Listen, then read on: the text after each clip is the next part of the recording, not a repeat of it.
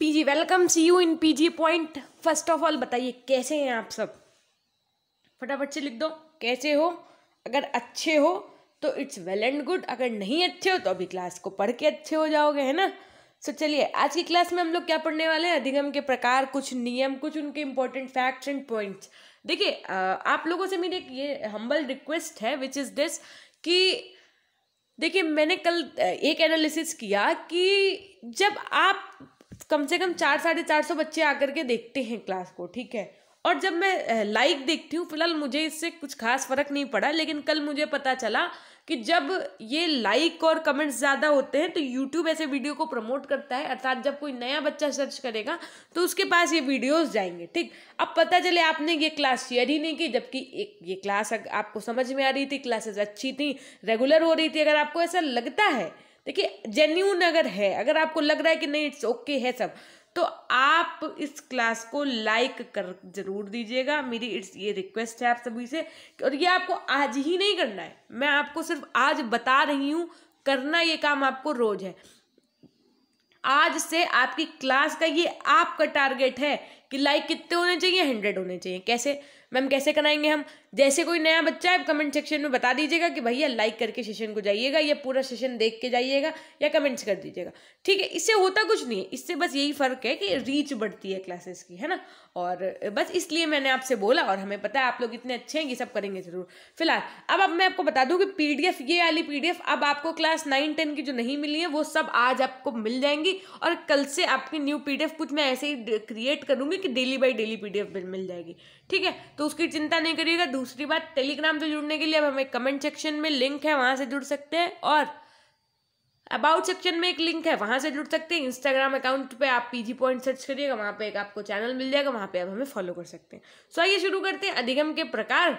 और देखिए सबसे पहले जानेंगे कि क्या होते हैं प्रकार। कल आपको अधिगम वाला चैप्टर पढ़ने में मजा आ रहा था ना, बस उसी परिप्रेक्ष्य में आज भी हम लोग पढ़ेंगे। पहला कि अधिगम को विभिन्न दृष्टिकोण द्वारा व्यक्त किया जाता है। कल भी बताया था मैंने कि लर्निंग के प्रकारों का विभाजन अधिगम के सिद्धांतों, विधियों, अधिगम के ढंग तथा विषय वस्तु आदि बातों को ध्यान में रखते हुए किया जाता है।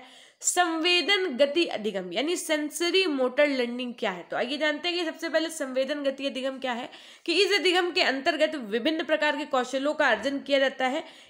यह विविध प्रकार के कौशल, जैसे कौशल अर्थात स्किल्स, जैसे आपने सुना भी होगा ना, प्रधानमंत्री कौशल विकास योजना के तहत skill development course Modi ji द्वारा चलाए जा रहे हैं, तो बस वही स्किल्स जो संवेदन गति अधिनियम होता है, इसके अंदर आपकी स्किल्स का डेवलपमेंट होता है, जैसे तैरना, साइकिल चलाना आदि इसके अंतर्गत आते हैं।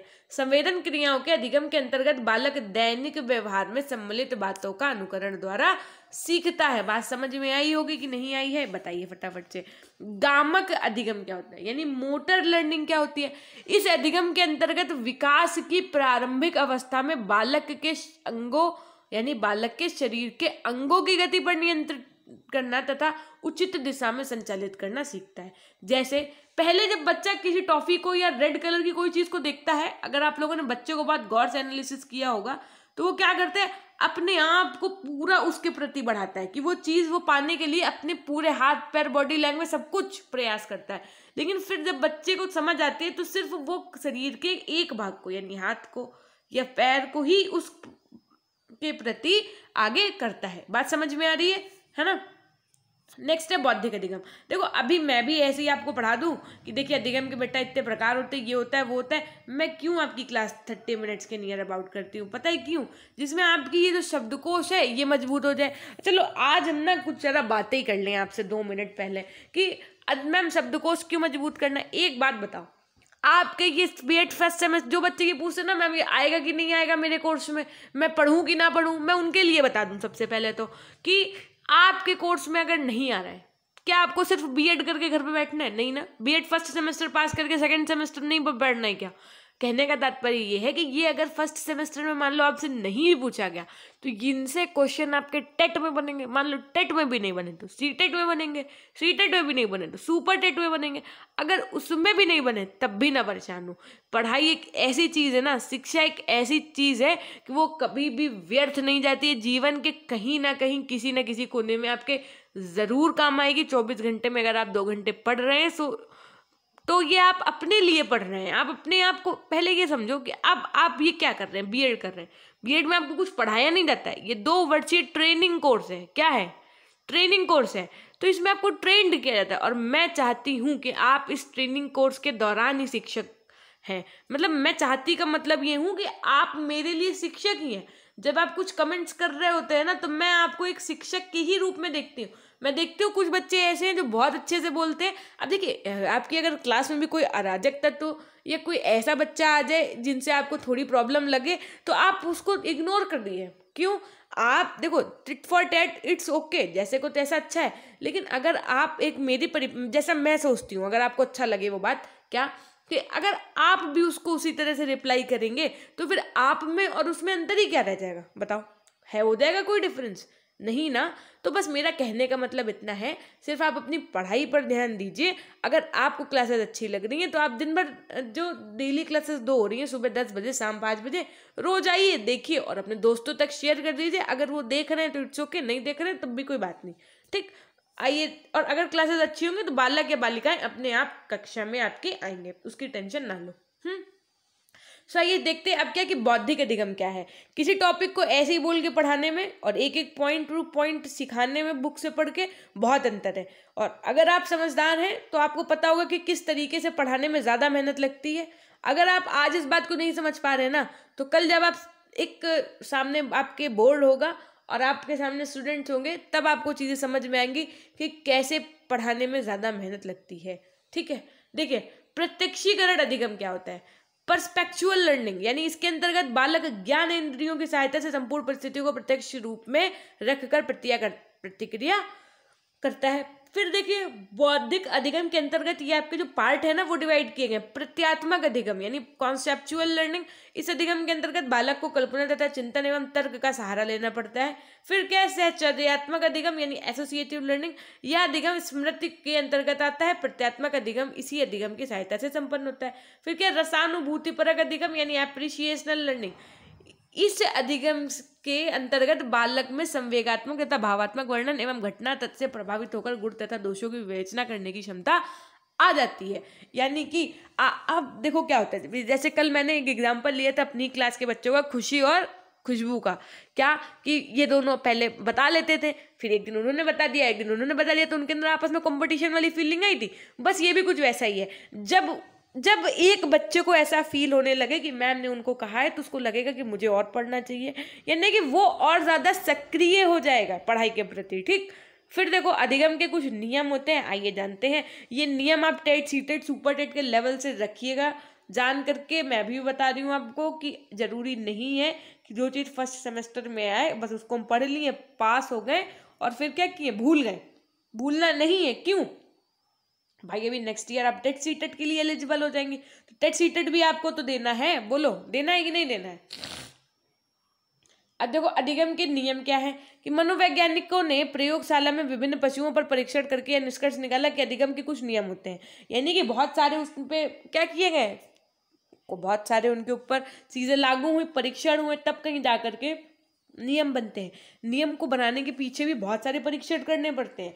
इन नियमों के आधार पर व्यक्ति के अधिगम की धारणा क्षमता, उसको भूलने अथवा स्मरण या इसको कम किया जा सकता है। नियमों के द्वारा प्रत्यय स्मरण की क्षमताओं को बढ़ाया जा सकता है। मनोवैज्ञानिकों द्वारा अधिगम के नियम को 2 वर्गों में विभाजित किया जाता है। पहला क्या है कि अधिगम के मुख्य नियम, दूसरा क्या है, अधिगम के गौड़ नियम यानी प्राइमरी लॉज ऑफ लर्निंग, दूसरा क्या है, सेकेंडरी लॉज ऑफ लर्निंग। अधिगम के मुख्य नियम के अंतर्गत क्या क्या आएगा? पहला, तत्परता का नियम, लॉ ऑफ रेडीनेस। अभ्यास का नियम, law of exercise.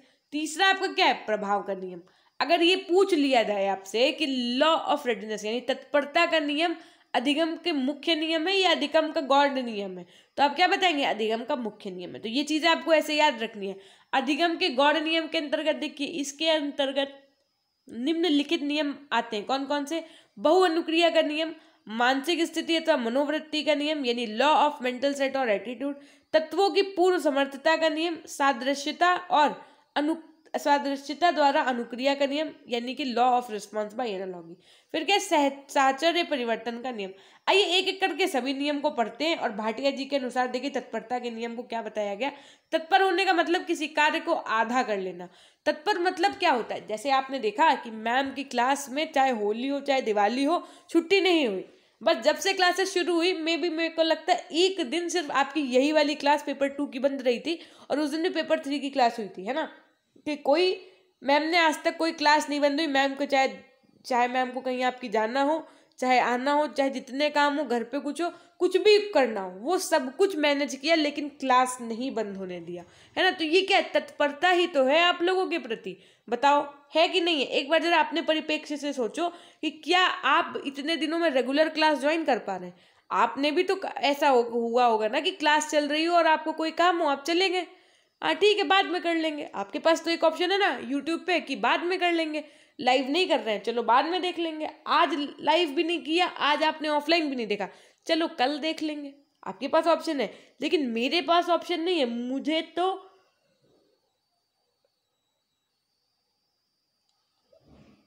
Wait for a minute, हाँ मुझे तो रोज ही आपकी क्लास करनी है ना, करनी है कि नहीं है करनी। ये क्या है, तत्परता है। किसी काम को लेकर के आप जितना ज्यादा तत्पर होंगे इसका मतलब आपने उसको आधा कर लिया। समझ में आ रही है बात। जैसे आप मान लो कोई एक काम है उसको सोचते हो कि यार मान लो दिवाली थी, ठीक है एक एग्जांपल ले लेते, सबके घर में थी कि यार दिवाली की सफाई करनी है, सफाई करनी है, सफाई करनी है। मम्मा लोग हफ्ते महीने भर पहले से सोचने लगते हैं, है ना। उसके बाद में होता क्या है कि जब दिवाली आती है तो जिस दिन आपने झाड़ू पोछा सफाई के लिए ये सारी चीजें उठा ली, समझो आधी सफाई उसी दिन हो गई। ठीक, देखो अधिगम के प्रति बालकों में जिज्ञासा उत्पन्न करना आवश्यक है, यानी कि उनके अंदर एक क्या होनी चाहिए, जिज्ञासा होनी चाहिए। जैसे मैं आपके अंदर बोलूं ऐसा कुछ जो जानने की इच्छा जिस दिन हो जाएगी उस दिन आपकी लर्निंग और ज्यादा बेटर हो जाएगी। कक्ष में नवीन ज्ञान प्रदान करने से पहले बालक को मानसिक रूप से तैयार करना चाहिए। जबरदस्ती कार्य कराने से उसकी भावनाओं का दमन होता है और सीखने की प्रति इच्छा शक्ति कमी आ जाती है। देखो होता क्या है कि जैसे आपने कोई नया चैप्टर शुरू किया तो उससे पहले आप थोड़ा माहौल बनाइए, पता चले आपको पढ़ाना है लाइट, तो बच्चों को पहले थोड़ा लाइट से रिलेटेड यानी प्रकाश से रिलेटेड कुछ ऐसी बातें बता दो जिससे उनमें क्या हो जाए, इंटरेस्ट आ जाए। तो वो चीज़ों को जब जानने की कोशिश करेंगे ना तब आपको उतनी मेहनत क्लास में पढ़ाने में नहीं लगेगी। दूसरा पॉइंट क्या है आपका, अभ्यास का नियम। अभ्यास के नियम में देखो थॉर्नडाइक ने क्या बताया इस नियम के अनुसार कि कोई भी क्रिया बार बार दोहराने से उससे संबंध स्थापित हो जाता है। कई बार अभ्यास करने से अधिगम सरल हो जाता है। बात समझाई थी ना मैंने आपको, कल रिवीजन करने वाली बात बताई थी ना, बस सेम वैसे ही जिन्होंने कल की क्लास देखी है बोलो रिवीजन करना मैंने आपको कैसे सिखाया था कि पहले आप किसी बात को पढ़ेंगे तो कैसे पढ़ेंगे कि इस नियम के उपयोग के नियम एवं अनुपयोग के नियम के रूप में। जब आप दोबारा रिवीजन करने जाएंगे तो कैसे पढ़ेंगे कि इस नियम के उपयोग का नियम। दोबारा जब रिवीजन करने पढ़ने जाएंगे तो क्या पढ़ेंगे, इस नियम के उपयोग। और जब चौथी पांचवी बार आप रिवीजन करेंगे तो क्या करेंगे, मतलब हूं का मतलब अपने मन में ही आपने पढ़ लिया, लेकिन आपकी चीजें रिवीजन पे तो है, आप उन्हें दोहरा रहे हैं। इट मीन्स आपका उसमें क्या है, एक्सपीरियंस हो रहा है और अच्छा। ठीक, इससे क्या होता है आपकी कुशलता आती है आपके अंदर। देखो हिलगर्ड एवं ब्रायर के अनुसार क्या बताया गया कि अभ्यास करने से उद्दीपक की प्रतिक्रिया के में संबंध प्रगाढ़ होता है। इस नियम में उपयोग का नियम एवं अनुपयोग का नियम के रूप में दो उपनियम भी हैं। उपनियम में क्या बताया गया कि इसके अनुसार जो कार्य व्यक्ति के लिए उपयोगी है वो बार बार किया जाता है, इससे एक प्रकार संबंध बन जाता है जो आदत के रूप में शुमार हो जाता है। इसके विपरीत अनुपयोगी कार्य न करने से उसको आसानी से भूला जा सकता है। इस प्रकार कहा जा सकता है कि न किसी कार्य को याद रखने के लिए, देखो क्या कि किसी कार्य को याद रखने के लिए उसका अभ्यास आवश्यक है। कार्ल सैनिक ने बताया कि अभ्यास का नियम किसी कार्य की पुनरावृत्ति और सार्थकता के औचित्य को सिद्ध करता है।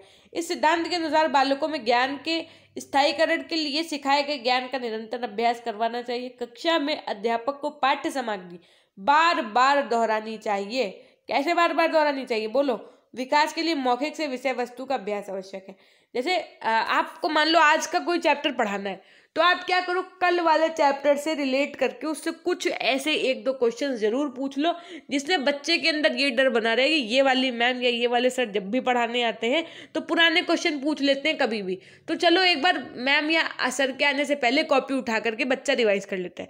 जैसे आपके स्कूल के टाइम पे अगर आपने साइंस या मैथ्स वगैरह कुछ लिया होगा तो क्या होता था, मैम या सर के आने से पहले ही आप सोचते थे चलो यार एक बार फॉर्मूले रिवाइज कर लिया जाए, क्योंकि कभी भी सर कोई भी न्यूमेरिकल कराने लगेंगे या कोई भी कुछ भी पढ़ाने लगेंगे, ये चीजें होती है ना। तो बस ऐसे ही छोटे बच्चों के अंदर, बालकों के अंदर भी आपको ये चीजें मेंटेन करके रखनी होंगी। क्यों?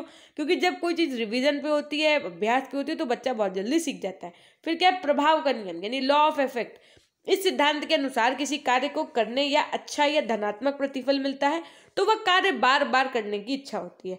जैसे एक बार बच्चे ने कोई काम किया, उसको बड़ा अप्रिसिएशन मिला। जैसे मान लो उसने क्या किया कि घर में न्यूज़पेपर से बना करके कोई आर्टिकल स्कूल लेकर क्या, भाई टीचर्स को दिखाया, टीचर ने देखा, कहा वाह हाउ स्वीट, वेरी गुड बेटा, कीप इट अप। और वो आर्टिकल यानी वो बनी हुई बढ़िया अखबार से बनी हुई एक जो भी उसका आर्टिकल था वो पूरी क्लास के सामने सबको दिखाया। तो जो क्लास के बच्चों के सामने दिखाया तो उसका मनोबल क्या हुआ, और बढ़ गया कि अरे वाह मेरी तो वाहवाही हुई। तो आज वो जो पेपर की चीज बना के ले गया ना, 10 दिन बाद वो कुछ और बना के ले जाएगा, मैम ये देखिए या सर ये देखिए। तो उसको क्या मतलब है, बच्चों के अंदर अप्रिशिएशन की नीड होती है। आप उन्हें जितना ज्यादा अप्रिशिएट करेंगे, wow well done keep it up. जैसे मान लो उन्होंने कोई छोटा से छोटा भी कार्य किया, तब भी आप बोलो उनको वेरी गुड बेटा, गुड बेटा, है ना। तो क्या होगा, उनके अंदर एक अलग तरीके का एक अलग तरीके का मोटिवेशन उभरेगा और वो जो चाहेंगे कि वो अपने कार्य को और अच्छे से करें, जिसमें मैम और सर तो खुश होंगे, साथ में अपनी क्लास में बढ़िया भोकाल मच जाएगा। और जब टीचर्स चले जाते हैं उसके बाद में भोकाल ही बचता है क्लास में। क्यों? आप लोगों ने जब स्कूल टाइमिंग पे होंगे कितना भोकाल मचाए रखे थे, हैं सब बच्चे आप ही बात मानते थे कि आप सबकी मानते थे? हमको तो नहीं लग रहा कि आप मानने वालों में से, आप मनवाने वालों में से हमको सब के सब लग रहे हो हैं। बहुत भोकाली आदमी थे, अरे जहाँ मैं जाऊंगा या जाऊंगी वहीं सब चलेंगे। बताओ ऐसा था क्या? सारी लीडरशिप आप भी करते थे अपने ग्रुप में। ग्रुप का एक लीडर भी होता है ना, जैसे 10 बच्चों का ग्रुप है, 4 बच्चों का ग्रुप है, तो उसमें एक लीडर होता था। लीडर अर्थात जो वो कहता था वही सब बच्चे मानते थे बात, ऐसा होता था।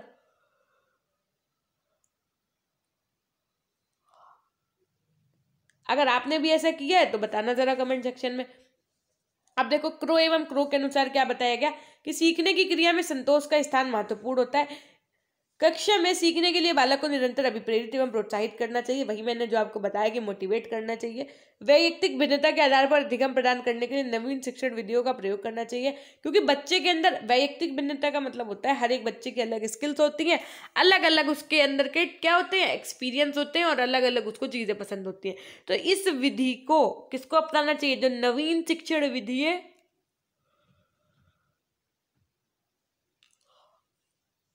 क्या नवीन शिक्षण विधियों का प्रयोग करना चाहिए, जिससे सीखने के प्रति रोचकता बनी रहे। अध्यापक को सकारात्मक सोच के साथ शिक्षण प्रदान करना चाहिए ताकि संतोषप्रद परिणाम प्राप्त हो सके। ठीक, ये आपने क्या पढ़ लिया, मुख्य नियम पढ़ लिया। अब जरा अधिगम के गौण नियम की बात कर लेते हैं, है ना। सबसे पहले बहु अनुक्रिया का सिद्धांत। इसके अंतर्गत क्या बताया जाता है कि जब कोई उद्दीपक जीव को उत्तेजित करता है तो वह संतुष्टि प्राप्त करने के लिए उसी प्रकार की अनुक्रियाएं करता है। सही अनुक्रिया के पूर्व बहुत सी अनुक्रियाएं होती है जिनमें अनेक निरर्थक होती हैं। यदि वह बहुत सी निरर्थक अनुक्रियाएं नहीं करेगा तो वह सही अनुक्रिया करना भी नहीं सीख पा सकता है। बहु अनुक्रिया के नियम के अनुसार अधिगम के विभिन्न उपायों और विधियों की खोज में अधिगमकर्ता का प्रयास उसी त्रुटियों का सुधार होता है। अधिगमकर्ता को इस नियम के अनुसार अधिगम हेतु पर्याप्त अवसर देना चाहिए जिससे वह कम से कम निरर्थक प्रयास कर सके। आपने बच्चे को अपने एक ड्राइंग की कॉपी ला करके दे दी और आपने कहा कि इसके पन्ने वेस्ट नहीं जाने चाहिए। आप में से यहाँ पे कितने लोग ऐसे बैठे हैं जिन्होंने कभी आज तक आर्ट में अपना पेज ना बर्बाद किया? जरा मुझे बता दो, एक बार केवल बता दो फटाफट से। मैं वेट कर रही हूँ आपके कमेंट्स का, लिखो लाइव चैट में फटाफट से क्या कि कितने बच्चे ऐसे हैं जिन्होंने आर्ट के पेजेस नहीं बर्बाद किए। मुझे तो ऐसा नहीं लगता कि आप में से धुरंधर वीर या हम अपने आप को ही ले लें तो नहीं रहा होगा अपने टाइम पे। क्यों?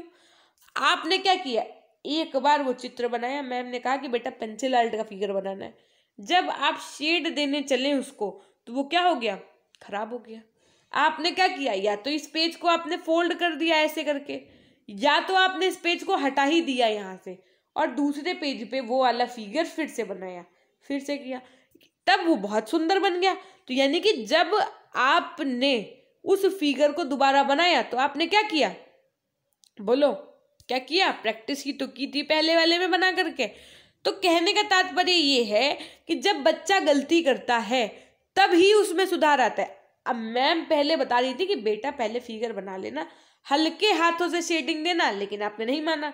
आपने दे पेंसिल उठाई और ऐसे ऐसे ऐसे ऐसे दे दिया, अब वो बड़ा खराब लग रहा है। तो कहने का मतलब है कि जब बच्चा खुद करता है, उसको अपनी गलतियां खुद एहसास हो रही हैं, तब वो और अच्छे से सीख पाता है। फिर दूसरा पॉइंट क्या है कि मानसिक स्थिति अथवा मनोवृत्ति का नियम क्या होता है।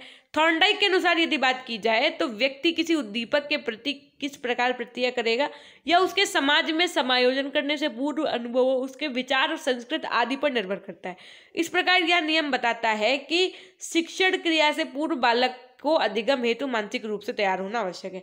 यही बात मैंने अभी आपको बताई, कोई भी चैप्टर पढ़ाने से पहले बच्चे को, कुछ भी न्यू एक्टिविटी कराने से पहले बच्चे को आप क्या करेंगे, बोलो, रेडी करेंगे। रेडी का अर्थात मतलब क्या होता है कि वैसी ऐसी कुछ बातें क्रिएट कर देंगे कि बच्चा स्वाभाविक तरीके से अपने इंटरेस्ट लेने लगे। फिर देखो क्या कहा गया कि तत्वों की पूर्व समर्थता का सिद्धांत, इस नियम का दूसरा नाम क्या है।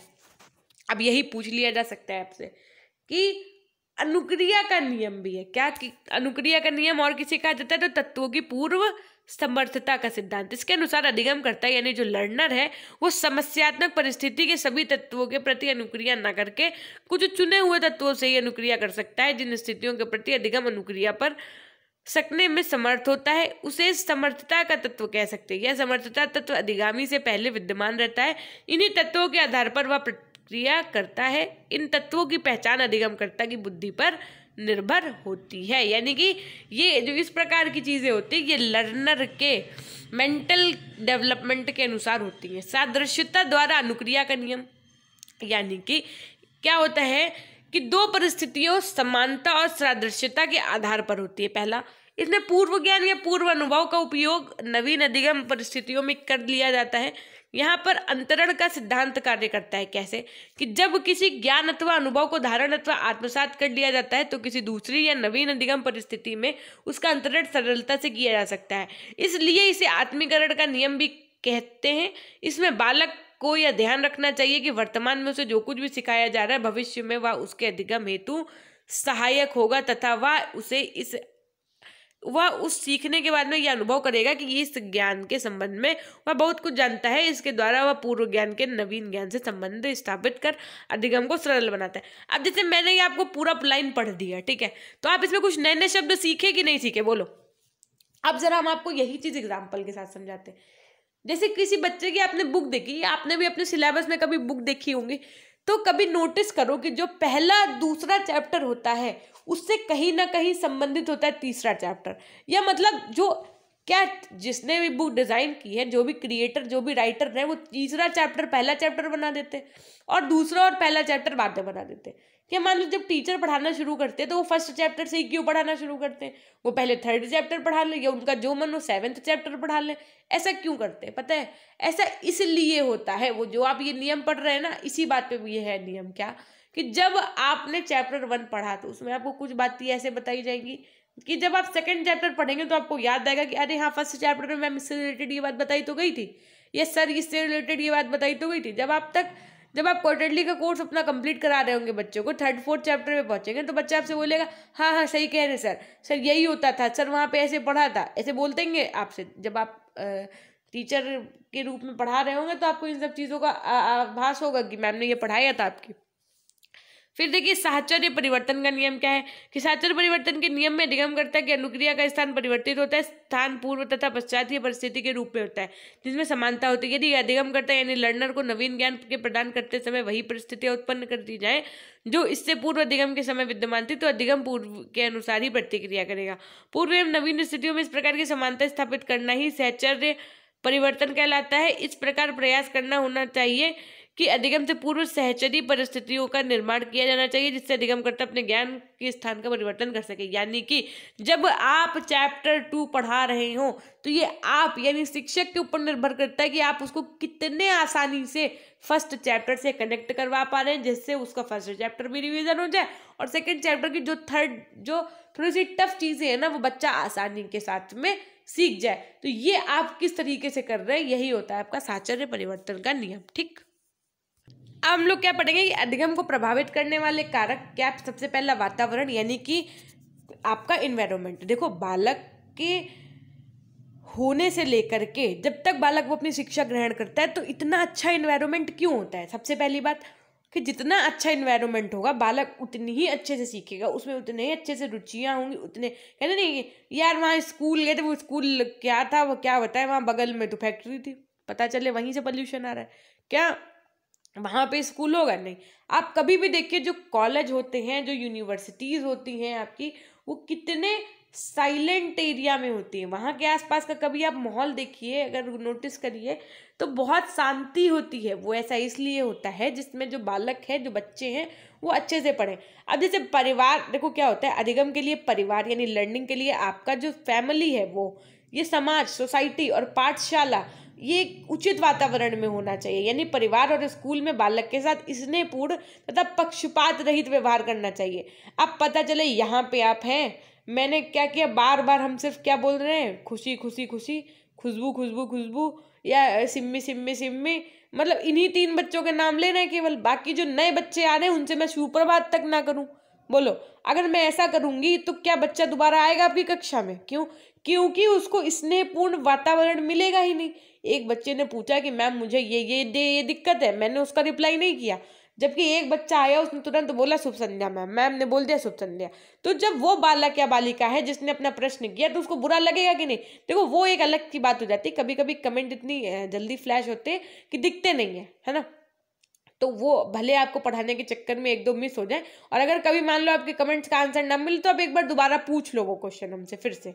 ठीक, और हमेशा पक्षपात रहित होना चाहिए। जैसे एक घर में 2 बच्चे होते हैं तो हमेशा बड़े वाले बच्चे को लगता है कि छोटे वाले बच्चों को ज्यादा प्यार मिल रहा है, और बड़े वाले को लगता है कि मुझे कम मिल रहा है। जैसे मान लीजिए आपके घर में एक बच्चा है तो उसको बहुत प्यार किया जाता है, दादी दादू, चाची चाचू सब प्यार करते हैं। ठीक है, जैसे ही आपके घर में कोई छोटा बेबी बॉय या बेबी गर्ल जन्म लेती है, कोई छोटे बच्चे का जन्म होता है, तो बड़े वाले बच्चों के अंदर अपने आप जेलसी आ जाती है कि क्यों ऐसा होता भी है। क्यों होता है कि अब भाई सब लोग उस पर ध्यान देंगे, क्योंकि वो बहुत छोटा है, तो मम्मा दादू और सबसे ज़्यादा तो मम्मा और दादी उस बच्चे की टेक केयर करेंगे कि नहीं करेंगे। और खैर उस बच्चे की भी टेक केयर पूरी की जाती है, लेकिन उनको फील ही ऐसा होता है। सेकंड पॉइंट देखिए, शारीरिक और मानसिक स्वास्थ्य की यदि बात करें, फिजिकल एंड मेंटल हेल्थ की, तो शारीरिक और मानसिक रूप से स्वस्थ बालक अध्ययन में अधिक रुचि लेता है। यानी कि अगर बालक या आप पता चले शरीर, मान लो कोई बच्चा बीमार है तो क्या उसको पढ़ने में उतना मन लगेगा? मान लो उसको घर से डांट के भेजा गया, फर्स्ट पीरियड लगा, आप पढ़ा रहे हैं, आप देखेंगे उसका मुंह सिकुड़ा एकदम बना रहेगा। कैसा सिकुड़ा सा, एकदम छोटू सा, एकदम मुंह बना के वो बैठा रहेगा। क्यों? क्योंकि आप समझ जाएंगे कि बच्चे के अंदर कोई ना कोई बात तो है, उसके मन में कोई ना कोई विचार तो चल रहे हैं। इसीलिए कहा जाता है कि परिवार का माहौल बच्चे के माहौल पे बहुत डिपेंड करता है। विषय सामग्री और उसका स्वरूप, यानी कि जो बच्चे के पास चीजें हैं वो उनको आसानी से समझ पाए, उनका उपयोग कर पाए। फिर क्या है, परिपक्वता यानी मैचुरेशन। स्लैगडर के अनुसार परिपक्वता मूलतः आंतरिक संशोधन की प्रक्रिया है। परिपक्वता एक अधिगम एक दूसरे पर निर्भर है। कॉलसैनिक के अनुसार अतः इनके अलग अलग करना बहुत मुश्किल है। परिपक्वता और अधिगम, जैसे जैसे आदमी चीज़ों को लर्न करता जाता है वैसे वैसे वो बच्चा क्या होता है, थोड़ा मैच्योर होता चला जाता है। यानी कि आप जब देखेंगे तो छोटे बच्चों के अंदर उतनी मैच्योरिटी नहीं होती, बहुत मासूम से होते बच्चे।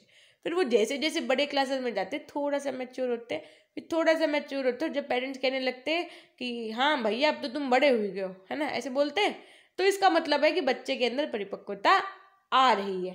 ठीक, और जब बच्चों के अंदर ज़्यादा उत्सुकता रहती है चीज़ों को सीखने में, तो वो ज़्यादा उनका जो अधिगम होता है, जो लर्निंग होती है, वो और ज़्यादा तीव्र हो जाती है और ज़्यादा शार्प हो जाती है।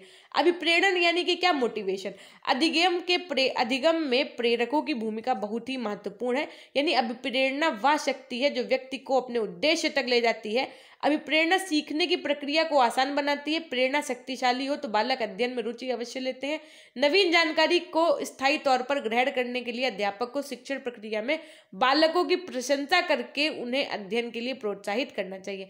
मोटिवेशन क्या है? जैसे मैंने अभी आपको शुरू में बहुत सी बातें बताई, हो सकता है कि आपके लिए मोटिवेशन का काम कर दे जहां से आप कुछ भी सीख रहे हैं। देखो, मेरा मानना है कि शिक्षा यदि आपको घटिया प्राणी से भी मिले ना तो निसंकोच निसंदेह ले लेनी चाहिए। क्या कहा मैंने कि शिक्षा यदि आपको घटिया प्राणी से भी मिले तो निसंकोच और निसंदेह ले लेनी चाहिए। ये नहीं सोचना चाहिए कि अरे ये तो हमसे छोटे हैं, ये तो हमसे मोटे हैं, ये तो हमसे बड़े हैं, या ये तो हमसे जूनियर हैं।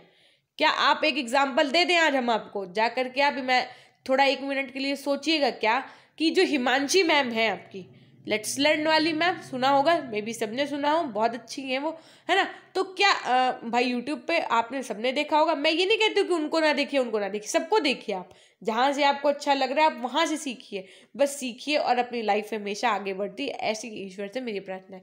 तो क्या वो इतनी छोटी हैं तो क्या उनसे सब लोग, उनसे छोटे लोग पढ़ेंगे? अगर उनसे छोटे लोग पढ़ रहे होते तो फिर तो वो CDP कैसे पढ़ाती, बोलो कैसे पढ़ाती वो?